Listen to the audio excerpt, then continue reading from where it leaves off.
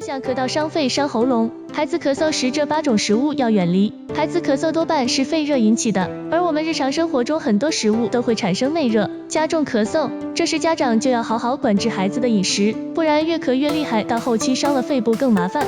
1. 糖果，不要小看一颗糖果的威力，当孩子咳嗽时吃糖果只会助湿生痰，甜腻的东西都会加重咳嗽问题。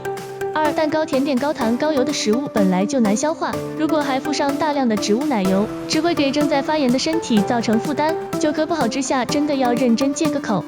3. 冷饮，中医认为身体一旦受了寒，就会伤及人体的肺脏，而咳嗽大多是因肺部疾患引起的，此时如果再吃冷饮，就容易造成肺气闭塞，症状加重，日久不愈。就算身体健康的孩子，也不建议经常喝冷饮，容易造成脾的功能下降。4. 鱼虾海鲜，鱼容易生火，海鲜类多数高蛋白食物不容易消化，会加重孩子的咳嗽，特别是热咳、咳嗽气急，含带黄色的更要注意避免这类食物。5. 橘子，很多人以为咳嗽时要多补充维生素 C 就会多吃橘子，实际上酸甜的食物会让痰不易咳出，导致咳嗽难以痊愈。其实橘皮却有止咳化痰的功效，但橘肉反而会生热生痰。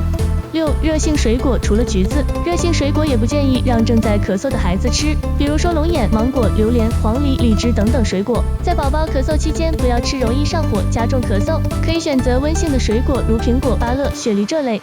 7. 油炸食物，小孩最爱的油炸食物像 chicken popcorn nuggets、炸薯条等等，容易在咳嗽时生热生痰，会加重胃肠负担，使咳嗽难以痊愈。另外，油炸食物也不好消化，易使孩子的胃部产生饱胀感，从而影响孩子摄取其他食物的兴趣。8. 坚果、巧克力，除了油脂含量多，这类食物也容易上火，让喉咙更加不舒服。咳嗽期间建议家长以清淡容易消化食物为宜，像清淡味鲜的菜粥、汤面之类都是很好的选择。请别忘记关注我、点赞以及分享，谢谢。